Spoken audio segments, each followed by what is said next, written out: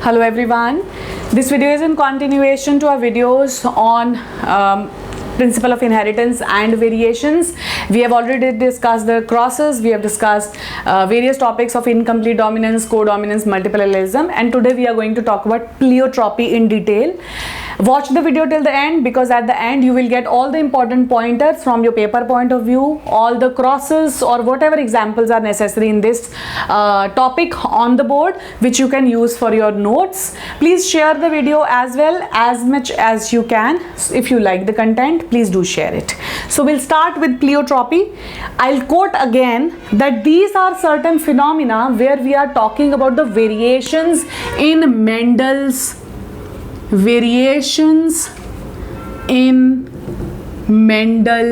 principles. Since incomplete dominance, in codominance, in multiple allelism, and in pleiotropy, all these four phenomena, they show variations in Mendel's principle. That means they don't follow Mendel's principle, they show some other result other than Mendel's principle, what he said other than that. So this pleiotropism basically says that one gene controls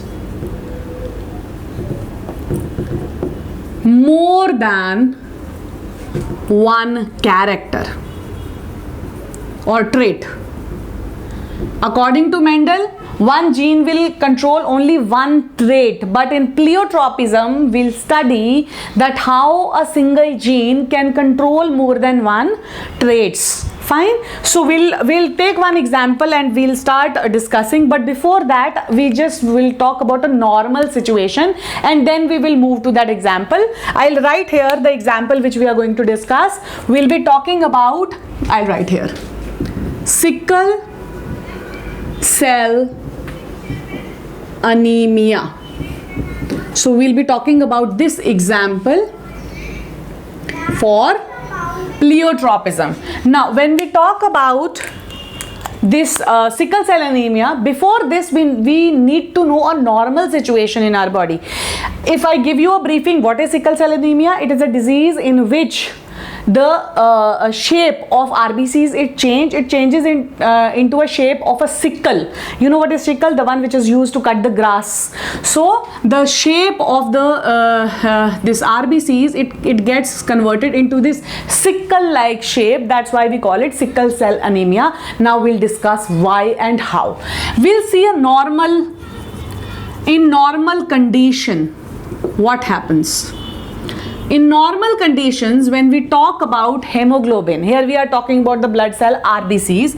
So when we talk about RBCs, we have a pigment present in RBCs, that is hemoglobin, and we all know it is made up of two types of polypeptide chains. If you remember what we have done in grade 11th. If you don't remember, I am simultaneously uploading the videos for biomolecules where we have covered this molecule hemoglobin part of hemin, which is a protein. So we have discussed the detailed structure, you can go through it. So when we talk about the globin part of hemoglobin, we come to know that it is made up of two alpha chains of polypeptides and two beta pleated sheets of polypeptides. So it is made up of two chains.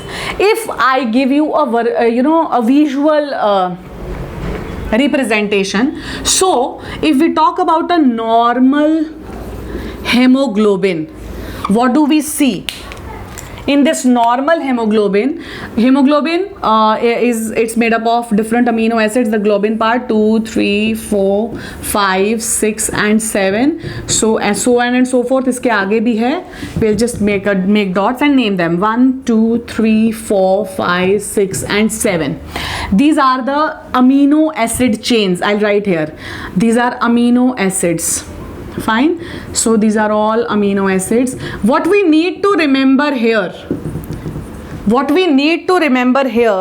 that in this disease the change is going to take place in the 6th amino acid, which is glutamic acid. I'll write here. This is glutamic acid. Fine. All others will remain the same. The change or point mutation will only take place in the 6th location of amino acid. This glutamic acid will be replaced by valine. That means in a sickle cell anemia wala chain, if we talk about a HB with sickle cell anemia, what do we see? Everything remains the same. 2, 3, 4, 5, and this is 6th and then 7th. So what do we see here?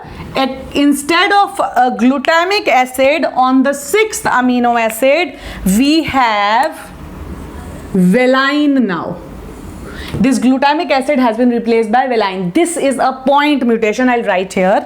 It's a point mutation at 6th amino acid, and what is replaced? Glutamic acid is replaced by valine. Fine. So this is how it happens in the body, in the change, in the mutation which is taking place. It is a mutational disease or inherited disease, genetic inheritance. So what happens here in sickle cell anemia, or the question is how it shows pleiotropism. Our basic purpose is to understand that how it shows pleiotropism. Now, the change in sickle cell anemia, answer. The change in this point mutation in the 6th place of amino acid, this replacement, this is going to undergo or lead to 2 changes. That is, it will lead to change in structure or shape of hemoglobin, and the second thing which it's going to do is it will change the shape of RBC. So there will be 2 changes. So how it affects or how it shows pleiotropism, there is one gene only which is expressing this, one gene responsible for this, the shape of RBCs, but it is controlling 2 traits. One gene, 2 traits, and these 2 traits which it is controlling is change in shape of hemoglobin and change in shape of RBCs. That is why the condition sickle cell anemia, it follows pleiotropism or shows pleiotropism, because here the change will be there in hemoglobin ka shape and change will be there in RBC ka shape also. Both of them are controlled by one gene. This shows pleiotropism. Now we'll just quickly see how it is expressed. If I say that this is a normal hemoglobin, so in case of a normal hemoglobin, it would just be HbA, HbA. If it is a condition where there can be 3 conditions, second would be HbA, HbS. S for sickle cell anemia. This is partial. It's a partial condition. In this, what happens? Person survives, but with few difficulties. Whereas we have our last condition where it is fully expressed. So it's this condition where which is basically fatal. That means a person does not survive. It can lead to death. So this is a type of mutation, sickle cell anemia. We have discussed how it relates to pleiotropism, because one gene expresses 2 traits here. We have discussed the normal condition of hemoglobin and how the changes or point mutation occur. Very important for you to learn is that at which amino acid point mutation takes place, that is 6th. What changes take place? Glutamic acid is replaced by valine. Then you can say that what changes occur now. There will be a change in shape of hemoglobin and RBCs. How it is related to pleiotropy?